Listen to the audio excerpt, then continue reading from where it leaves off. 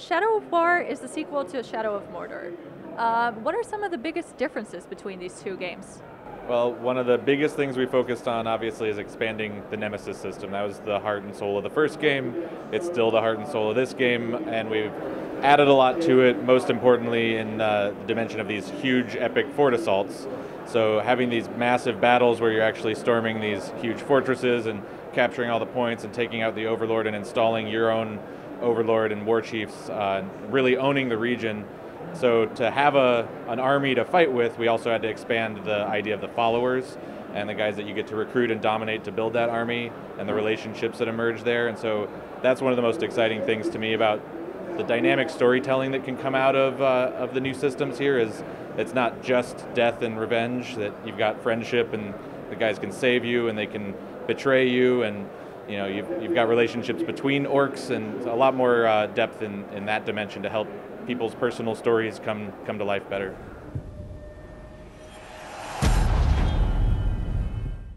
So it sounds like you guys are focusing on story a lot, but like, what about famous weapons from Lord of the Rings? And we talked about like upgrading them. How does that work? Yeah, so we expanded the gear in this game quite a bit too compared to last time. So you have a bunch of slots to upgrade Talion's gear, and they actually change his appearance this time around. So you have some of that visual customization, but also trying to tie everything into the Nemesis system and having weapons that actually reflect the stories and the personal interactions that you've had with guys. So the weapons, the properties on the weapons, like whether it does fire damage or recovers health or those kinds of things, that they come on, there's a lot of RPG loot out there that has those kinds of bonus properties, but we try to actually tie that to your story with this guy. So if he's afraid of fire and you burned him to death, then those properties are going to actually be fire related. So you have this little bit of kind of crafting control over them almost. And on top of that, the upgrades, like the rare and epic loot, will have challenges associated with them that are, you've got this guy's name on it that you just took out.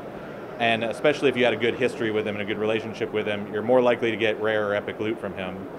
And then that challenge is also associated. So you burn that guy to death. The challenge might be go burn 20 more orcs. And once you do that, you can upgrade this weapon. And it goes from just being like a Gondorian sword to being the Flamebringer.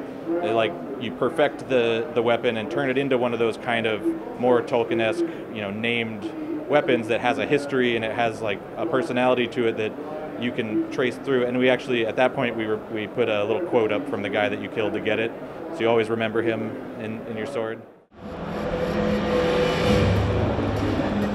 So we've added one huge new beast, the Drake. Obviously, that's a big deal, having a fire-breathing, flaming beast just flying over the fort and helping terrorize everybody. Getting to ride that guy is something we put some real effort into, but we also leveled up the Caragor and the Graug riding. Last game you could get on those guys and fight and climb a little bit, but this time we expanded what you can do quite a bit, so it's much smoother. You can climb on everything.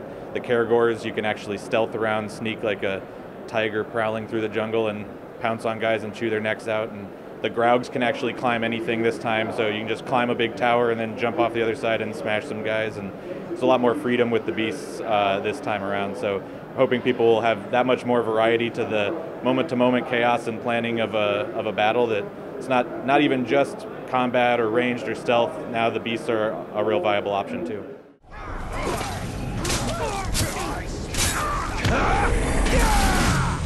A lot of people have been talking about the introduction of microtransactions into the game. Now I want to know what way are they used in the game, and why do you think that people might get upset over it? Well, so for us, it's an enormous game. There is an element there of people who genuinely don't have the time to play a massive 40-hour RPG experience. So there's this kind of option for some of those folks to shortcut a little bit there. But we actually design and balance the game assuming that nobody is buying any of the microtransactions. We make sure it's playable offline, that it's balanced explicitly for that core experience that comes in the box. And so that's really just there, for those people who want to save a bit of time to not have to play the entire massive game we actually designed for them. What about the online experience? What is it like? So I'm really excited about some of these aspects, because the last game, when you dominated those war chiefs, that was kind of the end of the line. It sort of slowed things down. This time there's actually a reason to dominate them and to level them up and to grow them and make sure that once you take over the fortress, other people are going to come and assault the fortress, and you won't lose any of your guys from other people assaulting, but you get feedback on how strong is your fortress compared to other people's. And so between the online components are basically the online fort assaults, where people are assaulting your fortresses, you're going to assault their fortresses. So the fort you build in your single player game just becomes an online match for someone to matchmake against and take their army off to prove themselves, So that's cool, just having that feedback on like how good of a team did you construct and a reason to level them up in that way. Of course, if you're not online and you're actually just playing the end game we talked about recently, Shadow War end game, where Sauron's forces will start assaulting your fort. So there's still a reason to build up your defenses and level up your overlord and flesh out your fortress, even if you're not online. But the other little online feature that we brought back from Shadow of Mordor is the online vendettas, where if you get killed in your game, the guy that killed you might show up in my game and I'll get that mission that says avenge your friend's death. And then if I take that guy out, then we both get some rewards. And so we leveled up those missions a little bit too. And so there's that nice personal connection between friends that you can go like, yeah, I fought that guy. He was too tough for you?